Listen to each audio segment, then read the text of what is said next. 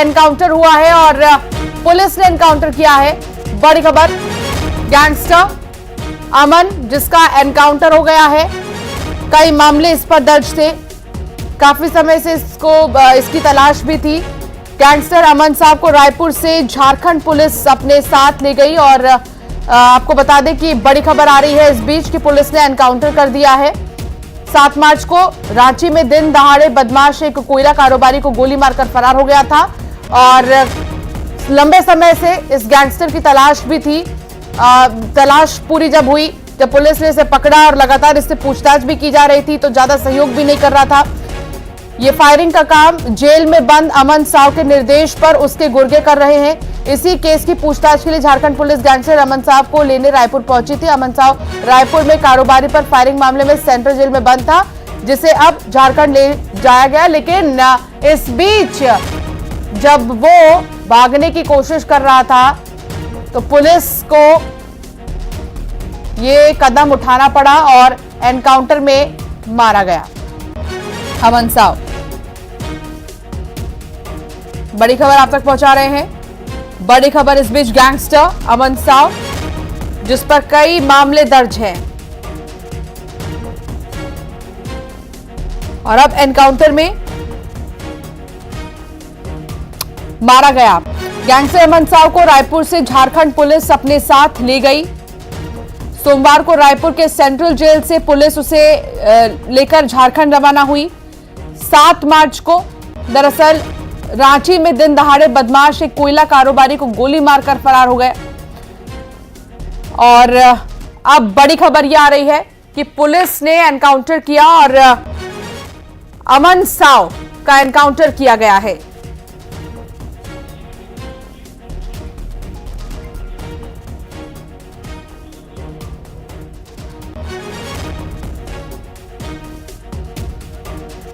आकाश शुक्ला संवाददाता साथ जुड़ गए हैं। आकाश, बड़ी खबर है, अमन साव जो कि कुख्यात गैंगस्टर जिसे कहा जाता है, एनकाउंटर उसका हो गया है। क्या जानकारी आकाश? जी बिल्कुल, अमन साव पर कई मामले दर्ज थे और कुछ महीने पहले ही यहां एक कोयला कारोबारी के बाहर, घर के बाहर जो है ऑफिस कार्यालय के बाहर फायरिंग की थी। इसको लेकर मामला लगातार चल रहा था। इसके साथ ही कई वसूली के मामले दर्ज थे। उसको पुलिस ने गिरफ्तार किया था, जेल भेजा था और कई केस प्रकरण भी यहां पर चल रहे थे लगातार गैंगस्टर के ऊपर। इसके बाद जो है वहां झारखंड के मामले में झारखंड की पुलिस यहां से सोमवार को उसको लेकर गई। इस बीच जो मुठभेड़ हुई है उसके ऊपर गोली चली, एनकाउंटर कर दिया गया है उसका और अभी भी जांच चल रही है उसके, और कौन कौन से उसके साथी थे उस पर भी जो है वो पुलिस पूछताछ अभी कर रही है। जी, और इसका कनेक्शन कई बड़े गैंगस्टर से भी था आकाश, कहीं ना कहीं उनके लिए भी एक झटका ही है इस एनकाउंटर के बाद। जी, कई नाम सामने आ रहे थे, कई देश के कई गैंगस्टर से इसका नाम जुड़ने लगा था। लॉरेंस बिश्नोई के साथ भी नाम जुड़ता नजर आया था जब उसने फायरिंग की थी। इसके बाद झारखंड में भी कई वसूली और कई आपराधिक मामले इस पर दर्ज थे। ऐसे में उन मामलों को लेकर झारखंड पुलिस लेके गई थी और इसके बाद एनकाउंटर हुआ है। इसमें आगे इनके साथी और क्या है और कौन कौन से आपराधिक प्रवृत्ति के लोग इनके साथ जुड़े हैं, कौन कौन से गैंग इनके साथ है, सभी पर पुलिस अभी पूछताछ कर रही है और जानकारी जुटा रही है। जी ठीक है। हालांकि इन सब के बीच आकाश, अगर बात करें अमन की, तो 4 साल में 10 जेल में ट्रांसफर हुआ, 8 जिले में गिरोह इसके एक्टिव है कहा जाता है और कई घटनाओं को वो अंजाम पहले भी दिया है, इसके गैंग दे भी रहे हैं। अब इसके गैंग तक पहुंचना किस तरीके से जो पूरा प्रोसेस शुरू किया जाएगा, इसके एनकाउंटर के बाद क्या लगता है कौन कौन रडार पर हो सकता है? जी बिल्कुल, कई अंतर्राज्यीय मामले दर्ज थे छत्तीसगढ़ में, झारखंड में समेत अन्य राज्यों में मामले दर्ज थे। इसके साथ ही इनके कई लड़के जुड़े होने की बात कही जा रही थी, कई मर्डर के केस और भी अन्य आपराधिक केस इस पर दर्ज थे। पिछले दिनों जो फायरिंग हुई थी उसके बाद जो है ये अमन साव यहाँ पर लाइमलाइट में आया था। इसके बाद पुलिस लगातार इस पर कार्रवाई कर रही थी और इसको जो है वो जेल में डाला गया था, बड़ी कार्रवाई हुई थी। इसके बाद झारखंड पुलिस ने भी अपने कई आपराधिक मामलों को लेकर इसको वहां लेकर गई। लंबी प्रक्रिया के बाद और जिस तरीके से मामला सामने आता है, एनकाउंटर कर दिया जाता है, लेकिन इसके बाद ही इनके गैंग के और कई लोग हैं जो आपराधिक प्रवृत्ति में जुड़ी हुई है। कई वसूली समेत कई मामले, हत्या के मामले दर्ज है, उनसे भी पूछताछ की जाएगी, उनको भी पकड़ा जाएगा। आगे देखना होगा कि पुलिस इस पर और क्या बड़ी कार्रवाई करती है। 8 जिलों में इसके गैंग के मेंबर्स जो है वो फैले हुए हैं आकाश, और ये बहुत जरूरी है कि उन तक भी जल्द से जल्द पहुंचा जाए, क्योंकि अभी भी कई ऐसी अपराध की घटनाएं हैं जिन पर लगाम नहीं लग पाई है, जिनको कहीं ना कहीं अमन के अंडर में ही चलाया जा रहा था।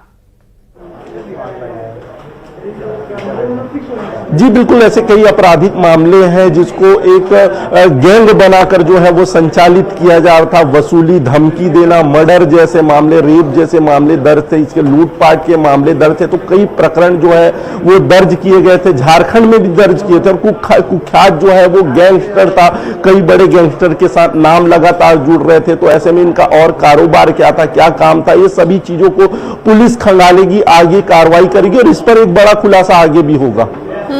इससे पहले वो कई धमकियों के लिए भी जाना जा चुका है। आकाश, विशु शुक्ला भी हमारे साथ है, हालांकि एक रिएक्शन। विशु, क्या अपडेट? विशु, अमन साव का एनकाउंटर हो चुका है, पुलिस ने एनकाउंटर किया है। अब कहीं ना कहीं इसके गैंग के जो और भी लोग हैं उनका मनोबल कम हो जाएगा, क्योंकि अभी भी कई ऐसी घटनाएं जिनको अंजाम दे रहे हैं इसके गैंग के लोग।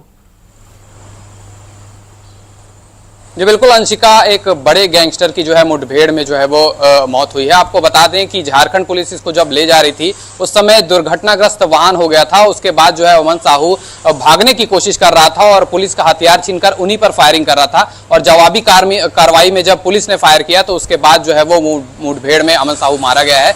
आपको बता दें कि 13 जुलाई को राजधानी रायपुर के तेली बांधा इलाका में एक कारोबारी के दफ्तर में जो है वो इसने फायरिंग करवाई थी और इसका नाम आया था, जिसके बाद जो है इसे पेशी के लिए लगातार जो है वो राजधानी रायपुर भी लाया जा रहा था। और कल इसकी सुनवाई के बाद जब झारखंड पुलिस इसको वापस लेकर के जा रही थी तब ये जो है वो घटना हुई है। आपको बता दें कि पलामू के पास ये जो है घटना हुई है, जहां जिस वाहन से आपके पास आऊंगी जानकारी के लिए। नीलकमल हमारे साथ है, पलामू से जुड़ गए हैं। नीलकमल, काफी समय से जो है झारखंड में हमने देखा कि अमन साव था, लेकिन इस बीच एनकाउंटर की खबर उसकी सामने आई है। कई ऐसे जिले भी है जहां से उसके मेंबर जो है गैंग को लीड कर रहे थे, आगे बढ़ा रहे थे। क्या जानकारी इस वक्त नीलकमल एनकाउंटर को लेकर? बता दूं कि ये घटना हुई है पलामू जिले के चैनपुर थाना क्षेत्र के अनहारी ढोड़ा गांव में हुई है, क्योंकि जंगलों से घिरा इलाका है और इसे रायपुर से लाया जा रहा था, आपको पलामू ले जाया जा रहा था, झारखंड लाया जा रहा था। उसी दौरान पुलिस का हथियार ये लूट कर भागने का कोशिश किया। इस दरमियान दोनों तरफ से फायरिंग हुई और वो जो कुख्यात अपराधी है वो मौके पर ढेर हो गया। उसके बाद आपको बता दूं कि इस गोलीबारी में एक जवान भी, पुलिस के जवान घायल है। फिलहाल घायल जवान को MMCH इलाज के लिए भेजा जा रहा है और पूरी पुलिस की टीम जो है, पुलिस के अधिकारी हैं वहां पहुंच रहे हैं घटनास्थल।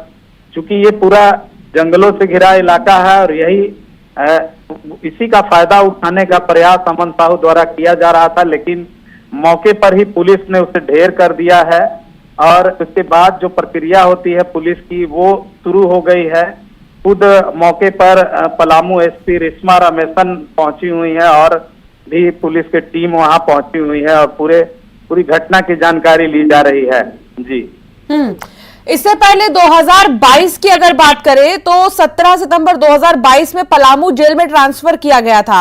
11 अक्टूबर 2023 में भी एक बार फिर से पलामू जेल ट्रांसफर किया गया था अमन, लेकिन वो वहां से भी लगातार जो है अपने गैंग मेंबर्स से जुड़ा रहता था कहीं ना कहीं। बहुत कुख्यात अपराधी, काफी सारे मामले इस पर दर्ज थे। बहुत बड़ी चुनौती थी पुलिस के लिए भी कि इसके मुंह से निकलवाने की आखिर कहां तक इसका नेटवर्क है, कहां तक फैला हुआ है, कौन कौन और है जो इसे लीड कर रहे हैं। यही नहीं नीलकमल, और कई बड़े गैंगस्टर्स भी इसके कनेक्शन में। जी बिल्कुल, कहीं ना कहीं ये झारखंड के लिए जो ये अपराधी था ये काफी चुनौती था झारखंड पुलिस के लिए। और इस झारखंड के अलग अलग जिलों में, अगर हम पलामू की बात करें तो पलामू में भी कई वारदात को अंजाम दिया है इस गिरोह के लोग। और आपको बता दूं कि हाल के दिनों में भी कई वारदात हुई है। तो कुल मिलाकर कहा जाए तो पलामू पुलिस या झारखंड पुलिस के लिए एक आज बड़ी उपलब्धि है कहा जाए तो, क्योंकि ये अगर भागने में सफल हो जाता तो पुलिस के लिए एक बड़ा सरदर्द बनने जा रहा था। जी हालांकि कहा यह भी जाता है कि लॉरेंस बिश्नोई गैंग से बहुत अच्छे ताल्लुकात हैं अमन के गैंग के, और इसका कनेक्शन बहुत अच्छा है। इस एनकाउंटर के बाद बहुत बड़ा झटका उन बड़े गैंगस्टर्स के लिए भी। नीलकमल, कहीं न कहीं बड़े गैंगस्टर जो इससे जिसकी तार इससे जुड़ी हुई थी और जो जुड़कर काम कर रहे थे इन इलाकों में, तो उनके लिए एक बड़ा झटका है। और ये चूंकि ब्रांडिंग हो गई थी इसकी अपराधी के गिरोह में या फिर अलग अलग जो अपराधी गिरोह हैं वो इनको अपना लीडर मान रहे थे और उस के हिसाब से काम कर रहे थे, तो कहीं न कहीं उनका मनोबल भी डाउन होगा इस घटना के बाद से। इससे साफ होगा कि भाई वो पुलिस के सामने कुछ भी नहीं है, कानून के सामने कुछ भी नहीं है। तो कहा जाए तो ये इस इलाके के लिए खास करके झारखंड में अभी जिस तरह से ये चर्चे में रहा था, हमेशा घटना वारदात को अंजाम देता, कई बड़ी घटनाएं हुई है, आपराधिक घटनाएं हुई है, उसमें जब भी नाम आता तो अमन साहू का नाम आता। तो ये एक कहा जाए तो ये चैप्टर जो है क्लोज हो रहा है। हालांकि इसके जो सरगना है अभी भी हैं, कई लोग इससे जुड़े लोग हैं जो कि अभी भी सक्रिय हैं। अब पुलिस के लिए वो भी चुनौती रहेगी कि उन लोगों तक उनका गिरेबान कैसे पहुंचेगा। जी बिल्कुल, और ऐसे कई मेंबर्स हैं अभी भी अमन साहू गैंग के जो बाहर है। विशु हमारे साथ लगातार जुड़े हुए। विशु, 145 गुर्गे वाला गिरोह है ये अमन का। कहा जा रहा है कि एक थोड़ा और भी लोग हो सकते हैं इसमें, क्योंकि इसको एक्सपैंड करने की भी लगातार वो कोशिश कर रहा था। अब अमन नहीं है तो माना जा सकता है कि यहां तक फुल स्टॉप लग गया है, या कोई और भी है जो चलाता है इसे, और फिर एक चुनौती पुलिस के लिए। जी बिल्कुल अंशिका, इनका गैंग जो है वो काफी बड़ा था और आपको बता दें कि इनके खिलाफ करीब 200 से ज्यादा आपराधिक मामले जो है वो दर्ज हैं। राजधानी रायपुर में भी ऐसा ही मामला एक सामने आया था, जहां एक कारोबारी से इन्होंने फिरौती मांगी थी और जब फिरौती नहीं मिली तो उनके दफ्तर में जो है वो फायरिंग हुई थी। और इसी मामले को लेकर लगातार जो है वो रायपुर कोर्ट में इस मामले की जो है सुनवाई हो रही थी। कल भी इसी मामले की सुनवाई हुई थी। उसके बाद सुनवाई होने के बाद झारखंड पुलिस इनको अपने साथ लेकर गई थी। उसके बाद जो है ये पलामू क्षेत्र में जो है वे एनकाउंटर हुआ है, जहां जो है अमन साहू के जो मुठभेड़ में मारा गया है। आपको बता दें कि यहाँ राजधानी रायपुर समेत छत्तीसगढ़ के कई कारोबारियों को फिरौती के नाम पे धमका रहे थे ये। अब लेकिन वो कारोबारी जो है वो राहत की सांस लेंगे, क्योंकि अमन साहू जो है मुठभेड़ में मारा गया है। एक बड़ा गैंगस्टर था, महंगे कपड़ों का शौक रखता था और अब उसको जो है वो मुठभेड़ में झारखंड पुलिस ने मार गिराया है। फायरिंग में जो है दोनों तरफ से फायरिंग साझा करने के लिए। आकाश, आपका भी बहुत शुक्रिया। नीलकमल, आपका भी बहुत शुक्रिया जानकारी साझा करने के लिए।